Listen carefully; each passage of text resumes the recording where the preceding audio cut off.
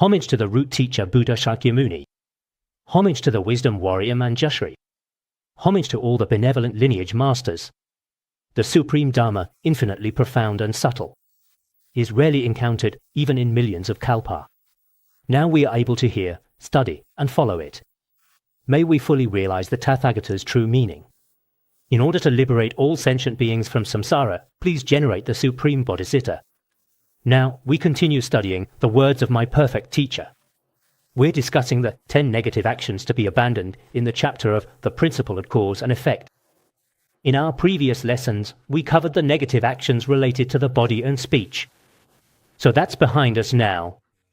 Starting today, we turn to a new category, the negative actions related to the mind, also called mental misconduct. This is really the heart of the matter, because the mind is where everything begins. The negative actions related to one's mind are divided into 3 types: greed, wishing harm on others, and wrong views. The first type is greed. Covetousness includes all the desirable or acquisitive thoughts, even the slightest ones we might have about other people's property. We contemplate how wonderful it would be to possess what belongs to others. We fantasize about owning their belongings, devising schemes to obtain them. In our daily lives, when we see something beautiful or something we really like that belongs to someone else, we might feel envious, and our mind naturally starts thinking, wouldn't it be nice if that were mine? Let me give you a few examples. Say you don't own a car, and when you see another person driving a luxurious car, you might think, oh, how nice it would be if I could buy such a car, or perhaps I can steal it. Or when visiting someone else's house and seeing how well it's decorated, if you don't have money to afford the same, you may really want to make the house yours.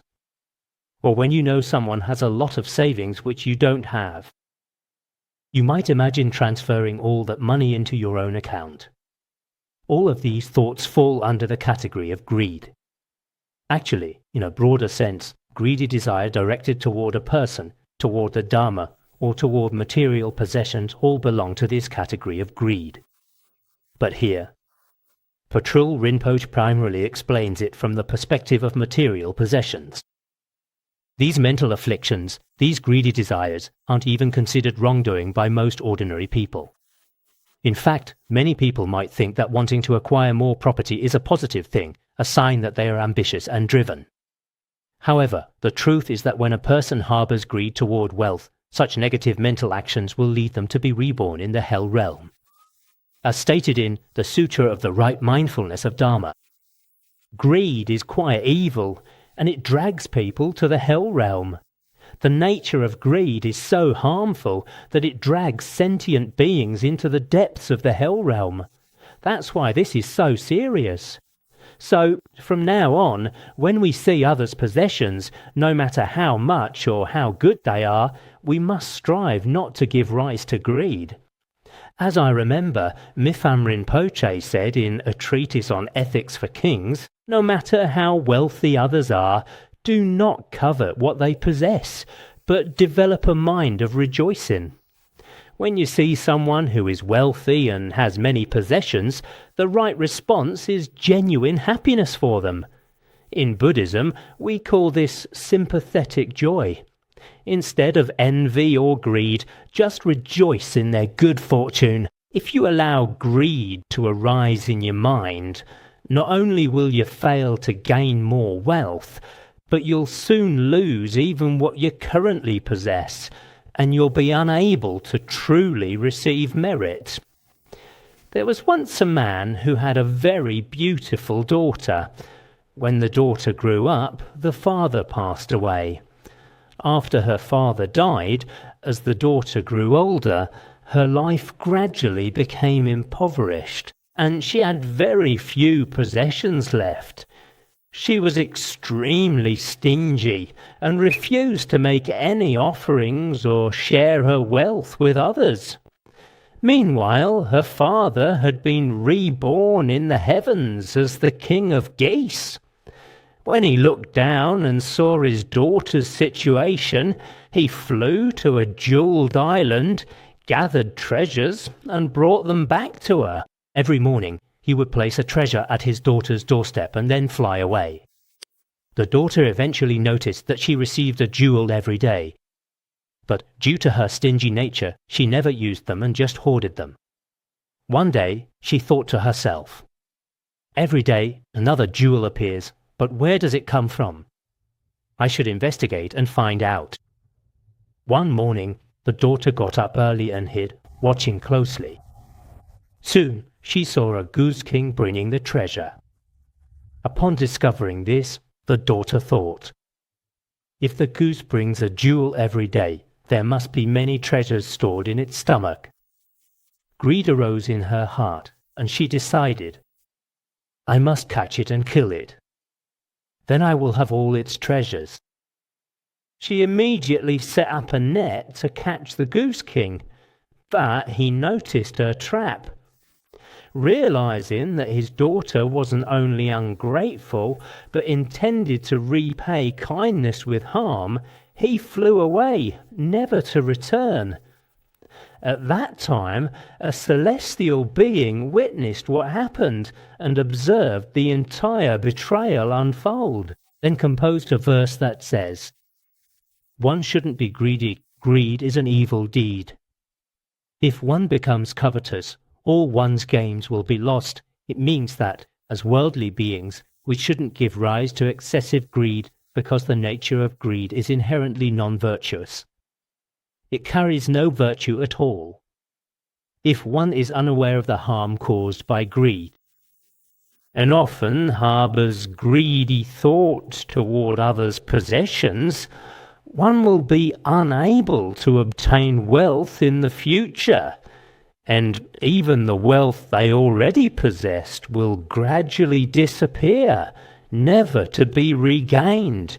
Therefore, in this world, for people who are constantly filled with greed, no matter how much money they have, they still experience a sense of poverty inside and can hardly feel genuine happiness. A Buddhist text called the Buddha Karita, or the Acts of the Buddha, also speaks to this. Being wealthy but lacking contentment is also being poor.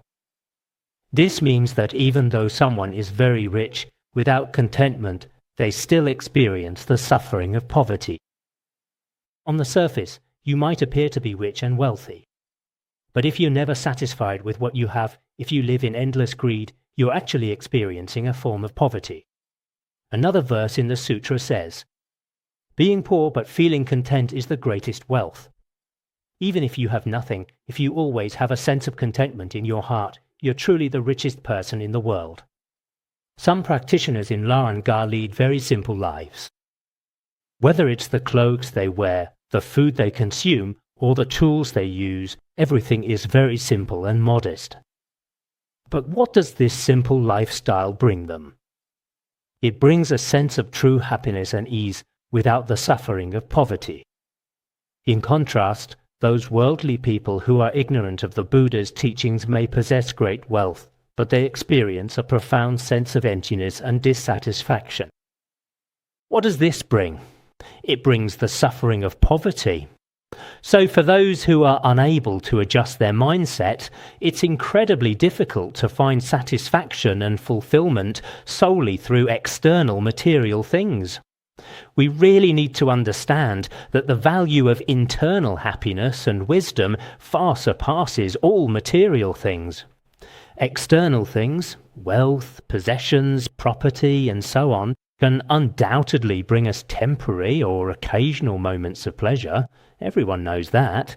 But they absolutely can't address our deepest desires or relieve the pain in our hearts. This is exactly why Buddhism is sometimes called the inner science, in Sanskrit Adhyatma Vidya. The whole point of Buddhist practice is to cultivate wisdom from within rather than chasing after external things. Any other field of knowledge that only addresses things from the outside can only solve partial problems. It's only when we address the afflictions within our own mind that we truly solve the deepest problems. When we achieve realization in our mind through hearing, contemplating, and meditating on the Buddhist teachings, everything outside transforms into a beautiful realm, and true happiness can be found. This is how it should be understood. Now, let's turn to the second type of mental misconduct, wishing harm on others. This refers to all the malicious thoughts we might have about other people. For example, brooding with hatred or anger about how we might harm others. A person wishing harm on others might think, I should destroy that person with weapons, or I should hurt that person's feelings with harsh words. Other malicious thoughts include feeling upset when others prosper or succeed, and secretly wishing they were less comfortable, less happy, or less talented. When others experience misfortune or failure, a person with malicious thoughts rejoices on the sidelines, feeling extreme joy, even ecstasy.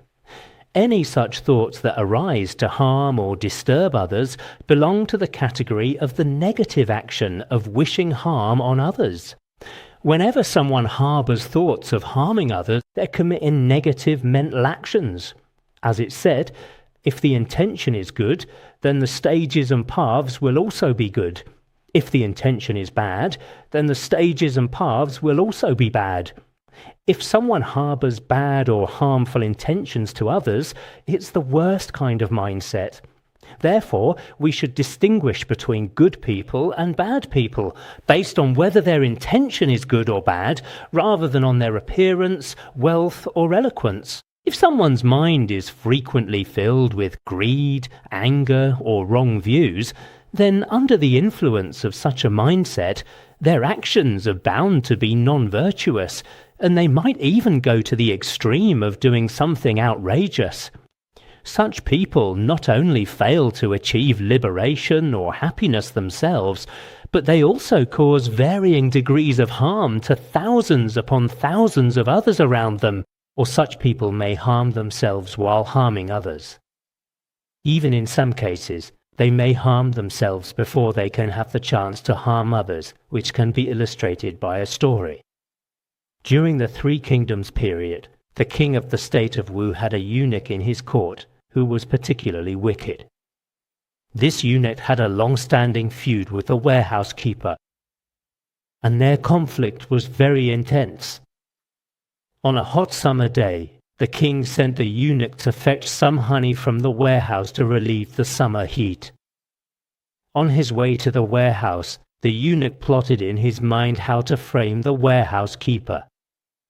On the way back from the warehouse, he picked up some mouse droppings and put them in the honey. When the king discovered this, he began questioning the eunuch. The eunuch, predictably, shifted all blame to the warehouse keeper. The king summoned and interrogated the warehouse keeper, who was terrified and explained desperately that he hadn't neglected his duty in any way. However, the king, being very intelligent and observant, didn't jump to conclusions but wanted to clarify the matter. He ordered his servants to carefully examine and analyze the mouse droppings found in the honey. Just like modern investigations, they dissected the mouse droppings, finding that the droppings were wet on the outside but dry on the inside. From this, the king concluded that the droppings hadn't been in the honey for a long time. Therefore, it wasn't due to poor warehouse management that the droppings entered the honey. It was the eunuch who had placed them in the honey on the way back. As a result, the king ordered the eunuch to be executed. So you see, in this world, some people are eager to harm others. But in trying to do so, they often fail and end up harming themselves instead. Such people would find it difficult to attain even worldly success, let alone spiritual achievements through Buddhist practice. So regardless of which Buddhist school you follow, study and reflection on the Dharma are truly important. That said, some practitioners, particularly certain ones in Pure Land Buddhism, are especially resistant to listening to and contemplating the teachings. Without the right view, they often behave in ways that generate conflict and resentment among themselves. In such cases, attaining rebirth in the Pure Land becomes incredibly difficult. The sixth patriarch stated in the Platform Sutra, "If one's mind harbors no ill intentions, the Western Pure Land isn't far away. If one's mind holds ill intentions, even reciting the Buddha's name can't bring rebirth there. If there's no unwholesomeness in the heart, and you're pure-hearted and kind, being reborn in the blissful Pure Land is within reach. But suppose you're like a venomous snake, constantly wishing harm on your Dharma friends and the people around you. Today you quarrel with this one, tomorrow you fight with that one. In that case, not only will rebirth in the Pure Land be out of reach, but you'll also lead a difficult life, because those who encounter you will want nothing to do with you. It's all because of malicious thoughts and intentions. Even though some people call themselves lay Buddhists, in reality their character does not even measure up to that of ordinary people who have never taken refuge in the Buddha. And some monastics, despite having been ordained for many years, harbour malicious intentions so extreme that they can't even compare to an ordinary kind person. Such people do exist. Especially in this degenerate age, some people who practice Buddhism are particularly wicked. On the surface, they appear to be holding prayer beads and practicing Buddhism, and are able to give eloquent Dharma talks. But in reality, their intentions are full of evil, which is the most crucial thing. When one's intentions are wicked, all external appearances are merely formalities, and there's no real meaning or value behind them. Therefore, such people who harbour hatred or malice in their hearts can't possibly attain rebirth in the Pure Land by reciting the Buddha Amitabha's name. Mipham Rinpoche said in one of his treatises, "A malicious intention leads to constant suffering in future lives, causing one to be harmed by others for no reason. Those with malice will naturally experience endless suffering in future lives, and even in this life, they'll suffer various forms of pain for no apparent reason.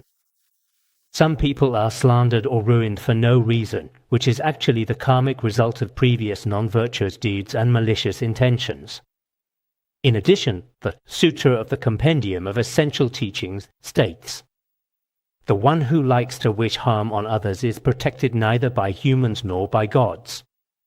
If a person always enjoys hurting and harming others, harboring malice in the heart, they'll lose the protection of both humans and divine beings, Dharma protectors, celestial gods, earth spirits, all of them.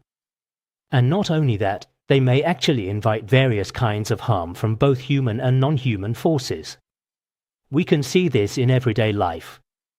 A good person is protected by many people as well as gods, while a bad person is protected by no one. So for some ordinary people who suffer greatly, facing all kinds of challenges, their experiences are likely related to karma from actions committed in past lives or earlier in this life. This concludes the discussion on malice. Now we move on to the third point, wrong views. Wrong views include the view that actions cause no karmic effect, and the views of eternalism and nihilism, as stated in the Treasury of Abhidharma and Upper Abhidharma of the Mahayana.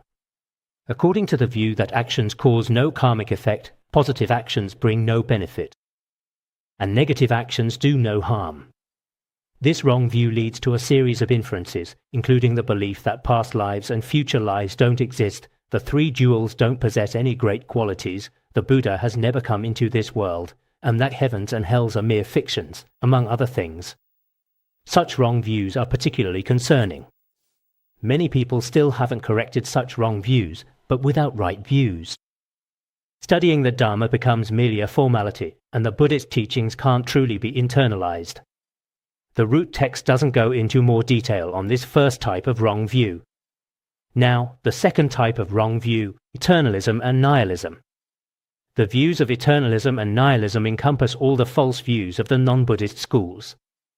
These may be divided into 360 false views or 62 wrong views, but ultimately they all fall into one of two categories, eternalism or nihilism. All the non-Buddhist schools' views are explained in detail by Venerable Longchenpa in The Treasury of Wish-Fulfilling Jewels and The Treasury of Philosophical Tenets. In particular, the Treasury of the Wish-Fulfilling Jewel covers the views of non-Buddhist schools very extensively. The numbers mentioned above, whether 360 or 62 wrong views, are just rough categories of classification. There are countless wrong views seen in the world today. If we were to truly categorize all the deluded wrong views of sentient beings, they would be countless, as every individual holds different wrong views. Even so, they can all be summed up into two broad categories, eternalism and nihilism. Then what is eternalism? Eternalists believe in a permanent self and an eternally existing creator of the universe, such as Ishvara, Vishnu and others. Now, I want to pause here for a moment. What I'm about to share is a philosophical analysis from the Buddhist perspective. This isn't about disrespecting other faiths, it's about understanding the philosophical differences. With that context, let me explain. Many theistic traditions hold the view that a creator, whether called God, Allah, Ishvara or by other names, created and governs the world. From the Buddhist philosophical standpoint, this falls under the category of eternalism. So these are examples of eternalism. In fact, these views of eternalism have been analyzed extensively in many treatises, such as the Commentary on the Ornament of the Middle Way, the Root Stanzas of the Middle Way, the Introduction to the Middle Way, and so on. We have already studied all these treatises before. According to the analysis in these treatises, these eternalist views are indeed untenable. Why is that? Because at the ultimate level, there can't be any phenomenon that remains eternal. In particular, the Commentary on the Compendium of Valid Cognition examines and refutes the existence of an eternally existing creator. So it becomes clear that such a view can't stand. The details of how the analysis is carried out aren't explained here. But from the Buddhist philosophical standpoint, it's unreasonable to hold the belief that the world was created by a god or a divine being. Therefore, in strict Buddhist terminology, any spiritual tradition that claims the existence of an eternally existing creator can be considered a wrong view, or what we might call a misguided path. Of course, in the broader sense, as we frequently emphasize, it's important to promote mutual learning, mutual understanding and mutual tolerance among all the world's religions, which is a general principle of peaceful and harmonious coexistence. Within this principle, mutual understanding is encouraged. However, the unique perspectives of Buddhism on view, meditation, action, and fruition should remain distinguishable from other spiritual beliefs, and you can't mix everything together indiscriminately. The same also applies to the various schools within Tibetan Buddhism. Even though they all fall under the umbrella of Buddhism, there are distinctions between the major old school and new school lineages of Tibetan Buddhism. You ought to make use of your wisdom to differentiate their distinct views and analyses rather than mix everything together indiscriminately. Therefore, when establishing views, meditation, actions, and fruition in Buddhism, as Buddhist practitioners, it's crucial that we hold our own philosophical views as our guiding principles. That doesn't mean we reject other traditions outright, but we should also not blur the distinctions. If you do follow other religions' views, while it may not cause problems in other areas, it certainly creates obstacles to your liberation. On the surface, other religions do indeed have charitable activities and good qualities. But there are significant differences when compared to Buddhism. Let me share a personal experience that illustrates honest interfaith dialogue. Recently, I met an intellectual at Peking University. He himself is a Christian. When I was introducing the unique and extraordinary greatness of Buddhism, he was straightforward in stating that he thought his religion was also very good, and he asked me to point out anything that isn't good in his religion. In the end, I had to say, I'm not going to comment on other aspects, but I'll only point out one issue. In your religion, there are teachings about harming sentient beings. There are doctrines about harming those of other faiths among humans and about harming other animals among non-human beings in the world. From the perspective of Buddhism's global concept of compassion, this isn't appropriate. If you disagree and would like to discuss this further, we can have a peaceful discussion on this issue. He was a wise man, I believe he reflected seriously on this point.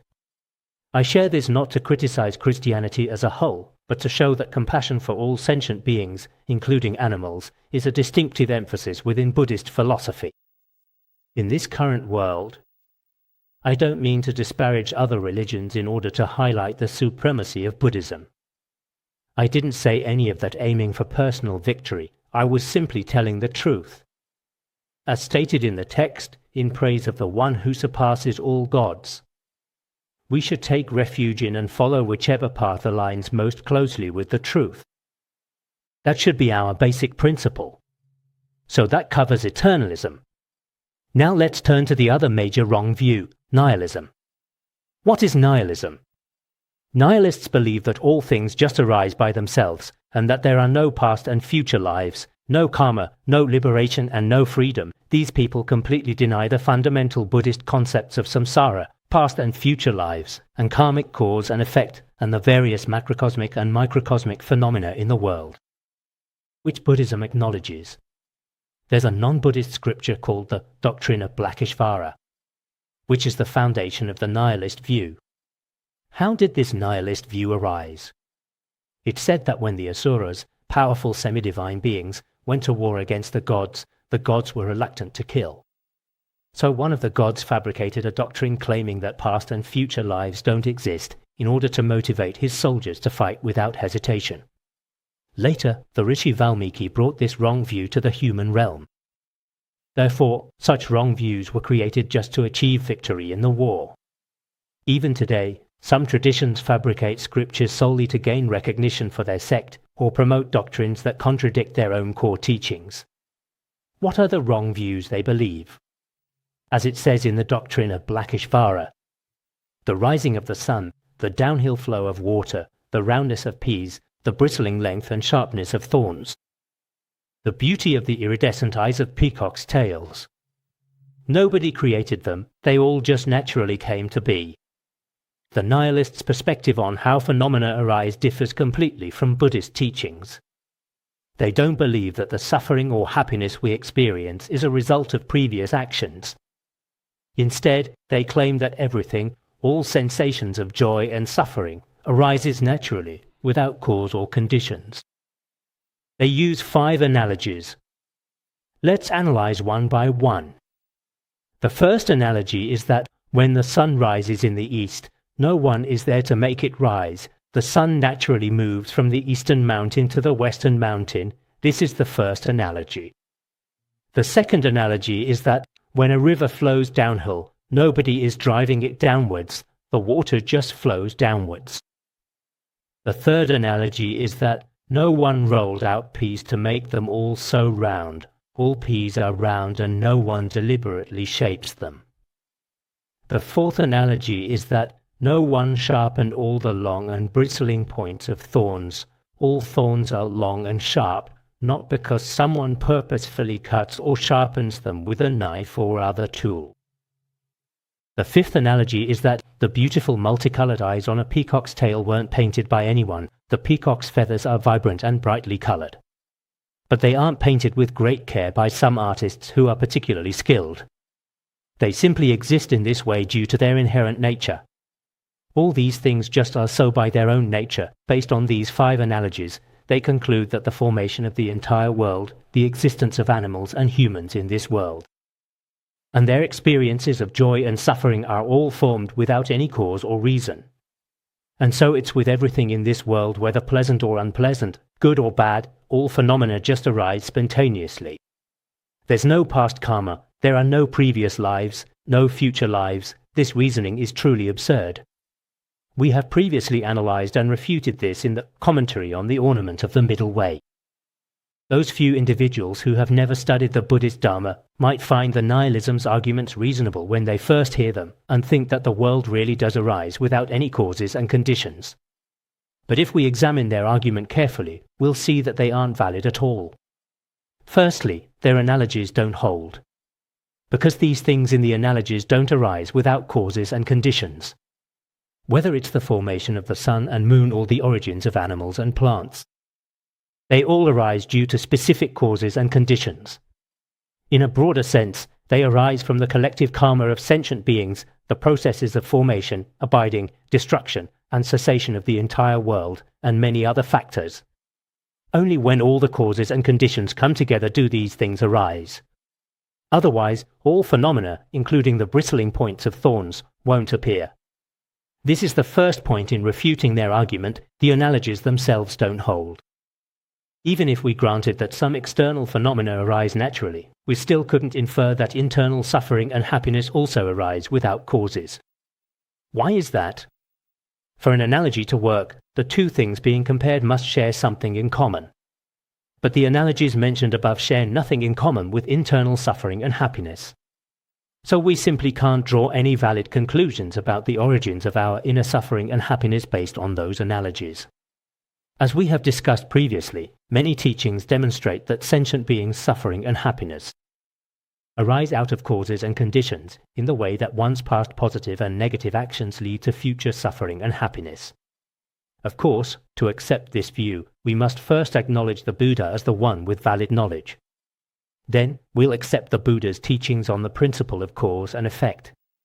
Alternatively, through debate, we can refute the viewpoint of nihilists by identifying its logical fallacy. This way, nihilists are unable to disprove the existence of past and future lives. We have studied numerous logical reasonings on this matter, as well as empirical evidence of the existence of past and future lives, which you can refer to in your own analysis. To consider the texts of such non-Buddhist schools' doctrines true and to follow them, this is especially dangerous for those who haven't engaged in study and reflection of the Buddha Dharma, or even without doing so. To think that the Buddha's words, your teacher's instructions, or the texts of the learned commentators are in error, all of these constitute extremely dangerous wrong views. Therefore, some masters have said that although we currently don't hold such wrong views, it can be easy for us to eventually adopt such wrong views in the future, due to our lack of merit and blessings. This is particularly true for those whose seeds of wrong views haven't yet been completely eradicated. Their wisdom is limited. So when they hear the views of non-Buddhist traditions, or even the opinions of people with no real philosophical grounding, they can easily be swayed. They might abandon the Buddhist view, which is as precious as a wish-fulfilling jewel, and instead adopt beliefs that cause real harm, both in this life and in lives to come. This is a real possibility. Therefore, it's of utmost importance for you to carefully contemplate which views you choose to accept. The worst of the 10 negative actions are taking life and wrong views. We have covered all 10 non-virtuous actions, among which taking life and wrong views are the most terrifying. As it's said, there's no worse action than taking another's life. Of the 10 non-virtuous acts, wrong views is the heaviest. These verses mean that there's no graver negative karma than taking the lives of other beings, and wrong views are the most severe among the 10 non-virtuous deeds. Regarding the severity of wrong views as a negative action, the Satya Shastra says, "The power of mental acts exceeds that of physical and verbal acts." Of all non-virtuous acts, wrong views are the gravest. The verses mean that the power of actions related to the mind surpasses that of actions related to the body and speech, and especially wrong views can lead to the most severe and terrifying negative effects. The Satya Shastra was written by Harivarman and translated into Chinese by Kumarajiva. There's a Chinese version. I had intended to check whether there's a Tibetan version, but I haven't done so yet. The Chinese version of the Satya Shastra contains excellent teachings on the 3 jewels, and this principle is discussed there. Anyway, among all the 10 negative actions, wrong views is indeed extremely serious. Then, why are taking life and wrong views the most severe negative actions? The author Patrul Rinpoche provides a brief explanation and gives the reasons in the following part. Firstly, let's talk about why taking life is especially serious. Except for those in the hells, there's no being who doesn't cling to life and fear death. Beings in the hell realm wish for death to come quickly, as they can't bear the extreme suffering there. Now, I want to mention something that touches on a sensitive topic, thoughts of ending one's life. If this is difficult for you, feel free to skip ahead a few minutes. The point I want to make is about how deeply all beings value their lives.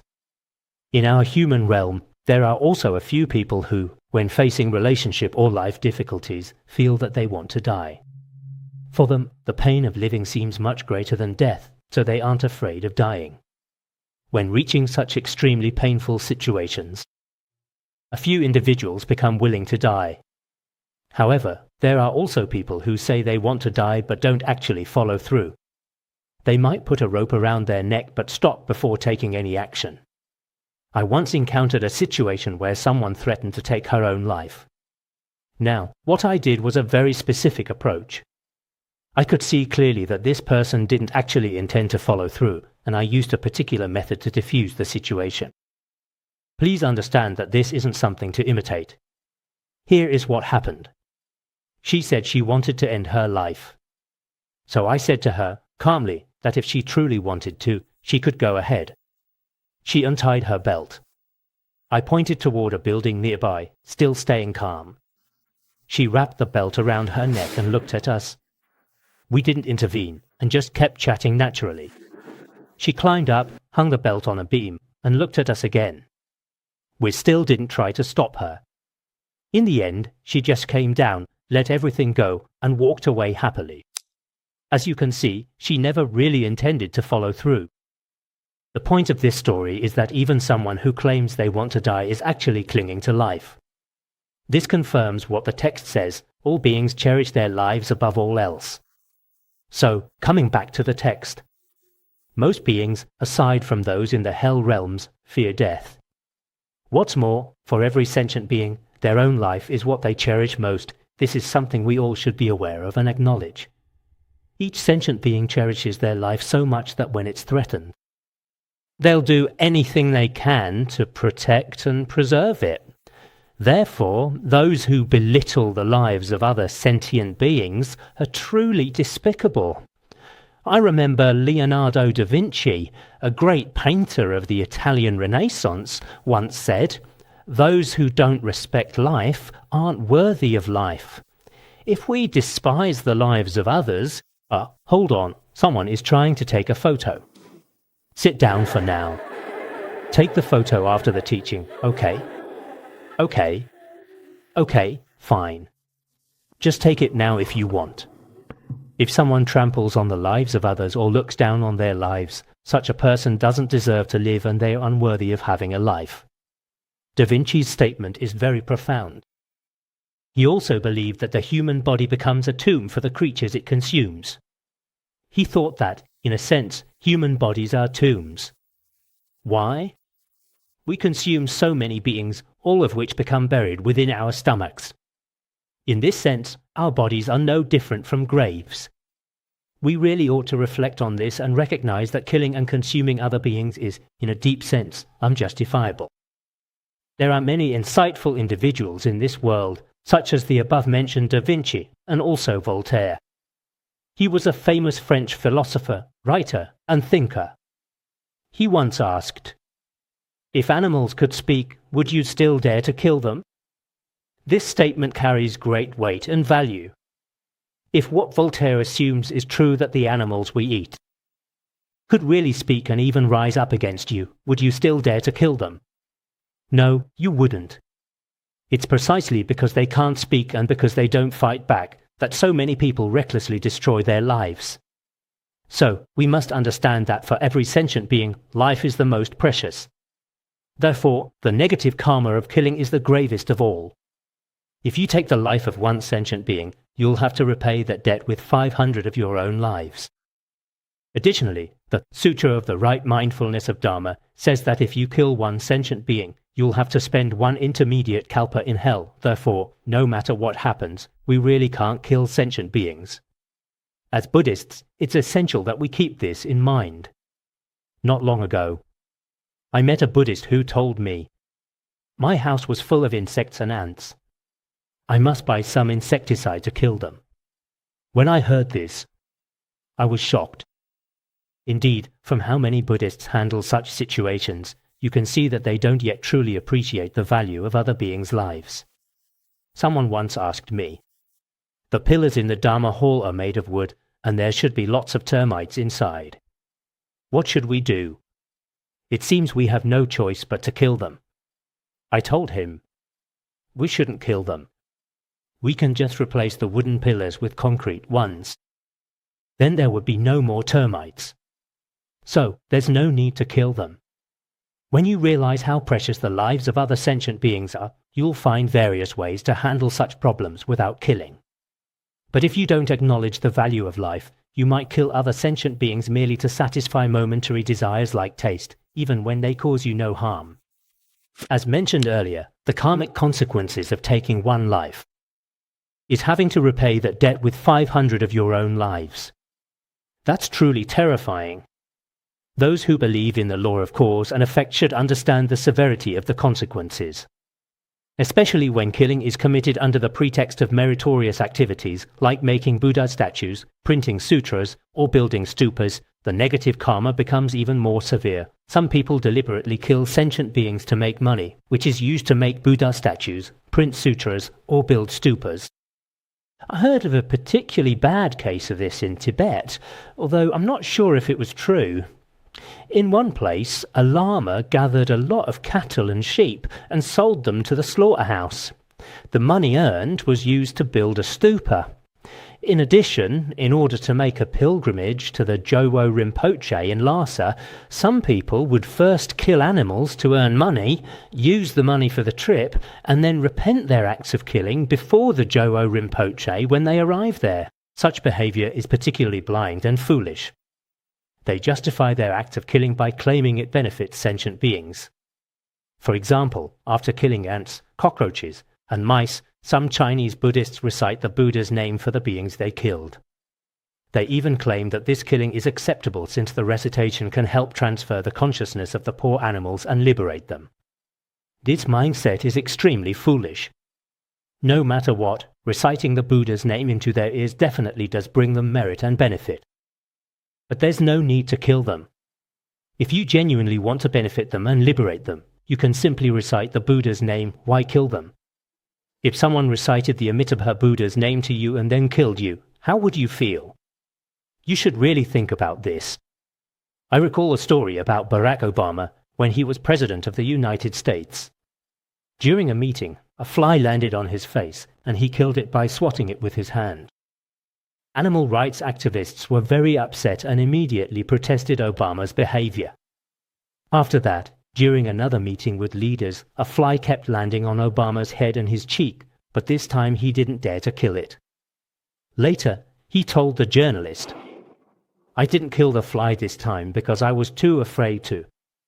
So, sometimes we might face similar situations, and what should we do? In this way, Master Yinguang, one of the most revered Chinese Buddhist masters of the modern era, did exceptionally well and set a wonderful example.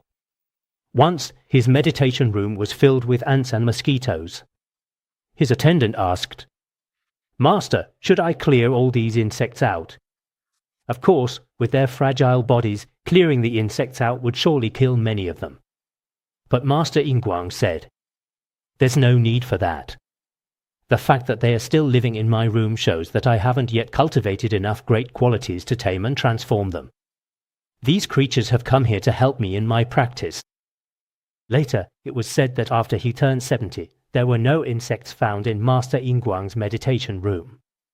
Some Dharma teachers commented that by that time, Master Yinguang's spiritual attainment had already risen to a higher level.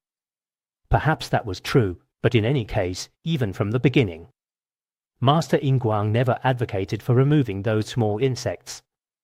Therefore, Buddhists still need to further advance their practice of abstaining from killing. Otherwise, it's worrisome if they continue to kill. Regarding the horrific effect of taking life, here is a story from the Miscellaneous Treasures Sutra. In the past, there was a father who loved eating lamb, but his son strongly objected to this. So the father lied to his son, saying, "Through geomancy observations, I've discovered that the tree deity who protects us would be pleased if we built a temple and offer lamb as sacrifice." The son believed his father, and so they built a small temple and killed many sheep. After they killed many sheep, The father died and was immediately reborn as a sheep. The following year, when it was time for the slaughter, the son happened to choose the sheep that used to be his father, but this sheep refused to move. At that time, an Arhat, one who has attained liberation, appeared. Through the Arhat's blessings, the son understood that this sheep was the reincarnation of his father. Upon realizing this karmic retribution, the son immediately destroyed the temple. So, sometimes people with wrong views think they are making offerings or doing virtuous deeds, which in reality aren't virtuous at all. There are many such cases that have happened in Buddhist history. Padampa Sanghi said, "If one builds statues of the three jewels through evil deeds, the merit will be blown away in future lives if someone creates images of the three jewels through negative actions. Their future will be completely ruined. They'll fall into the hell realm, devoid of any happiness, like dust scattered by the wind, gone without a trace." Some people mistakenly think that by inviting lamas and monastics to their homes and offering them meat and blood, they're engaging in virtuous deeds. But in reality, such actions will stain both the benefactors and the monastics' mind stream with the heavy negative karma of killing, which is extremely severe. In Tibet, there used to be a bad custom. Whenever a family needed a ritual performed, they would invite lamas and monastics and serve them meat. I've heard that this non-virtuous tradition also exists in Han areas of China and even in the West. There's a case of this in India. The benefactors paid special respects to a lama who especially enjoyed eating shrimp from the sea. Every time this lama visited, the benefactors would prepare a lot of shrimp to offer him. It's said that while the lama was eating voraciously, shrimp whiskers would often get stuck in his beard. His disciples were delighted and praised him, saying, "Oh, Lama, you look great. Let me take a picture of you." But this isn't good at all. What does Patrul Rinpoche say about such behaviors? The offerings from benefactors become impure, and for the lamas and monastics who are supposed to be fields of merit, accepting such offerings amounts to wrong livelihood. The negative effects involved far exceed the merits that were accumulated through the rituals or offerings. No merits were created. Instead, everyone gathers together but creates a lot of negative karma. So I really hope that the tradition of vegetarianism, which has been strong among Chinese Buddhists for centuries, will continue to be upheld. However, these days, some lay people, in order to please the Lama, end up offering meat dishes to the Lama and even have live animals killed on the site to prepare these meat dishes. It's said that in very rare places, this practice exists. Such offerings aren't appropriate unless your Lama is truly extraordinary and possesses the extraordinary ability to revive the dead and liberate their consciousness, like the great Mahasiddha Saraha, Duki Entyasha Dorje, or Dajjam Rinpoche. But as the Tibetan master Shabka said, even if a Lama has such extraordinary abilities to benefit beings, accepting animals' flesh and blood as a meal doesn't appear appropriate. Unless you're saints with the power to revive the dead, when involved in acts of killing, ordinary practitioners can't avoid having their mind stream tainted by the negative karma of killing. For ordinary practitioners, it's best not to attempt to liberate beings through killing. For lamas, engaging in receiving meat and blood offerings can jeopardize their longevity and dharma activities. In fact, if you often take lives for the purpose of feeding the lama, it will definitely have negative effects on their lifespan and ability to carry out their dharma activities. Therefore, unless the lama can truly liberate the consciousness of the beings that were killed and send them to the Pure Land, we should make every effort to completely eliminate the negative action of killing. There are rare exceptions. Tilopa, for instance, had the extraordinary power to transfer the consciousness of every fish he consumed, sending them directly to liberation. If a lama truly has that level of realization, then such wrathful activities are permitted in Buddhism. Otherwise, actions of taking life should be completely eliminated, which is indeed very important. As it says in the Great Treatise on the Perfection of Wisdom, "Do not take another's life, because taking life leads to suffering life after life." The above is about why killing is one of the most severe negative actions. Next, we'll talk about wrong views. For anyone, if a moment of wrong view arises in their mind stream, it can break all their vows, and they can no longer be counted among the community of Buddhist practitioners, so wrong views are indeed very dangerous. For example, as mentioned in the Vinaya Sutra and the four-part Vinaya, if a monk or a person who has taken the bodhisattva vows has even a single moment of particularly severe wrong views, all their vows will be broken. In such a case, you can't be part of the true ordained Buddhist Sangha or the lay practitioners' community. This is because your refuge vows have been broken by wrong views. Moreover, you no longer possess the freedom and advantages of human existence. From the moment you adopt wrong views, you lose the freedom and advantages of human existence that allowed you to practice the Dharma. Once the mind stream is tainted by wrong views, even if you practice virtuous deeds afterward, you won't be on the path to liberation. Once your mind is defiled by wrong views, all your actions truly can't be the path of liberation. The path of liberation must be imbued with views of emptiness, compassion, or bodhicitta.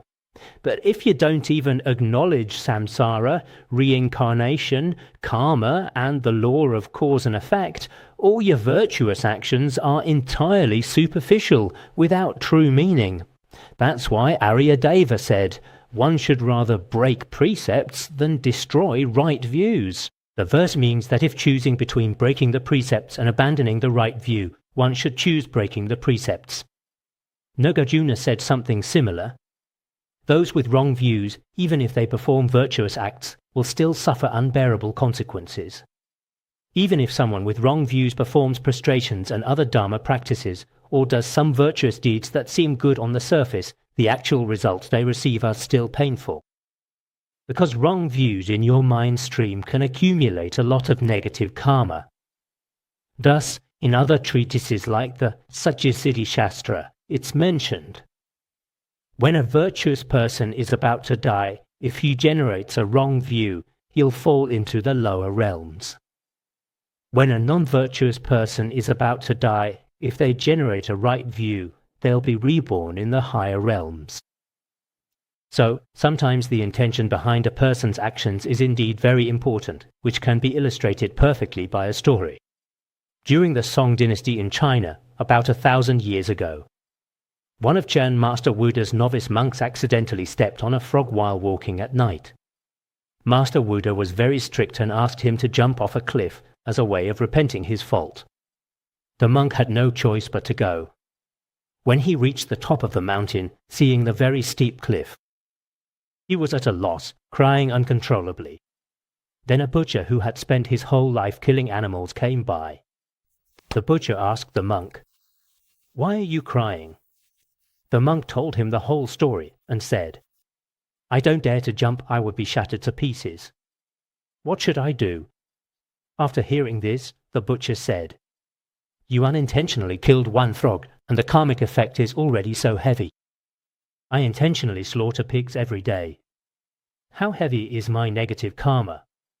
Upon thinking about this, a thought came to his mind and he said, "My faults must be boundless. You don't have to jump off the cliff. I'll jump instead of you." After saying that, he jumped off the cliff. Because the butcher felt extremely regretful and his intention was so strong. With the blessing of a deity, a cloud caught and saved him. According to historical accounts, the butcher attained realization right at that moment. This is also recorded in the writings of Master Wuda. This is actually the origin of the famous saying, "Lay down the butcher's knife and become a Buddha on the spot." So you see, a fleeting thought of genuine remorse can purify immense negative actions.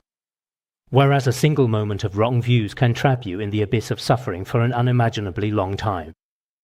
And here is the real problem with wrong views. If you don't believe that Buddhas, Bodhisattvas, and Gurus even exist, then who would you turn to for purification? Even if you wanted to repent after committing negative deeds, you would have no object of refuge before whom to confess. Therefore, of all the negative actions, wrong views are truly the worst. To avoid generating wrong views, I would encourage you to supplicate often to the Guru and to the three jewels. At the same time, we should study and understand the truth related to views, meditation, actions, and fruition in Buddhism. By doing so, the seeds of wrong views in our mind stream will gradually be burned by the fires of wisdom and repentance, and will protect the Dharma and benefit all sentient beings with our right views life after life. This concludes today's teaching. Thank you for listening, and may the merit of our study together benefit all sentient beings.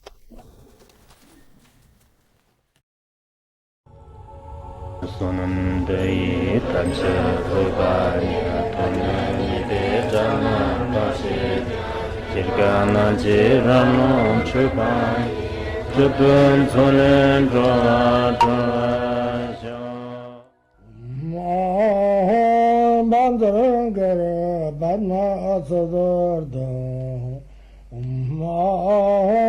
Bandara Badna Sada Bandara Badna Sadorda